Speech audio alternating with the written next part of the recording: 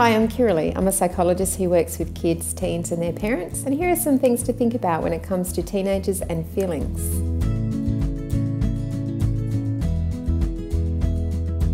Teenagers, just like adults, have a range of feelings. They get frustrated, they feel worried, they feel sad, they feel happy. They have a whole lot of feelings that go on day to day.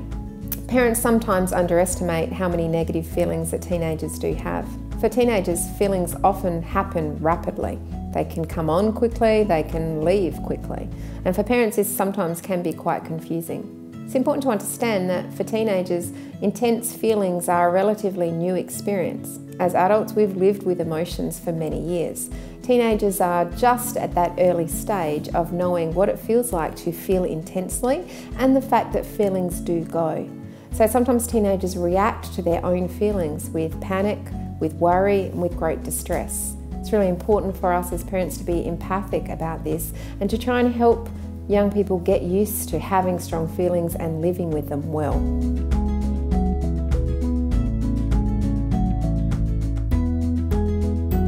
As well as it being normal for teenagers to have a range of emotions, some teenagers are particularly prone to feeling quite depressed and getting quite anxious. This can be for a whole range of reasons. It might be that there's been significant events in their life. It might be that simply they have brains that have a tendency towards having lots of depression and lots of anxiety.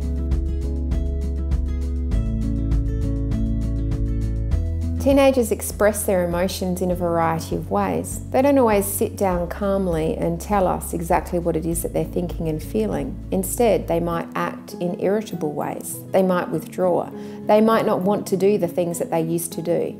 They might be very reluctant to go to school, for example, or see friends.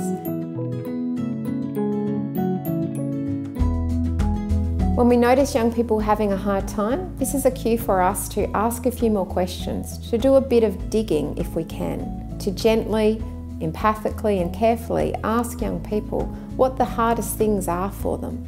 Go back to asking questions that are easy to answer. Ask either or questions. It seems like you're having a bit of a tough day. Is it things to do with this or more to do with this? If young people aren't wanting to talk to us, then see if we can get them talking to other people. Ask questions via a note, an email or a text. But it's really important to ask young people what's happening for them, to ask the details about what's happening for them. When teenagers get to express how they feel, they're more likely to be able to manage it than if they keep all of those words and feelings bottled up. When young people do express their worries, feelings, frustrations to us, it's really important that we start by being empathic. This is hard for us as parents because we have a deep desire to give advice, to try and make it all better, to try and solve things for young people. And we will say things to them like, it's okay, or you don't need to worry so much, or maybe you should try this. Now, while all of that advice and reassuring is okay, if we don't start with empathy, we accidentally give messages to young people which says it's not okay for you to feel like this, or this needs to be solved. And we don't empower them to try and cope with this themselves. So empathy has always got to be the place we start. Empathy can just look like things like, I'm really sorry that you're having a hard time. Well, that sounds tough. Gee, that really sucks. I'm sorry that you're going through that. In helping young people cope with hard times, we do want to help them try and stay socially connected. Young people who are struggling, spending long hours of time in their room by themselves doesn't help them. We need to endeavour to get them to school, to sport, to be with people as much as we can. For young people dealing with tough times, it's also important that we keep giving them opportunities to be in meaningful activity. So underactivity is a big problem for young people who are anxious or down. Young people need to be doing things that feel as though they're ticking things off a list, even if it's really small activities like cleaning a little bit of their bag out, or perhaps going to one lesson at school, or maybe going to half a football training. If young people are doing achievement-orientated activities, it helps them feel better about themselves and to focus on things other than what's going on in their head. Young people who are having a tough time will sometimes find it quite hard to talk to parents. This is normal. Young people aren't always good at talking at the best of times. When they're feeling down, communication centres in their brain aren't working particularly well. So go slow, be gentle, take it easy. But don't give up, keep asking, go back again the next day. If young people really don't want to talk to us, we really need to connect them in with other people.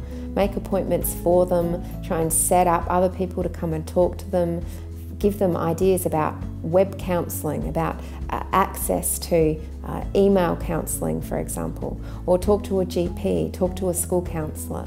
If a young person really won't communicate with anyone and you're worried about them, it's important for you as a parent to get support and help. Go and talk to your own GP, someone at a school, to a psychologist who works with young people, to get help online yourself.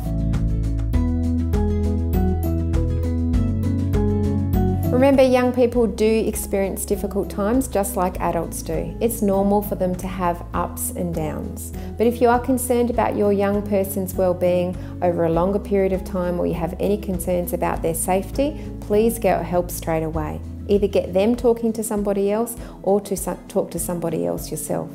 Remember, when young people are talking to you, you don't have to have all the answers. You don't have to fix things or give suggestions. Sometimes just listening and empathising can make a big difference in the life of a young person.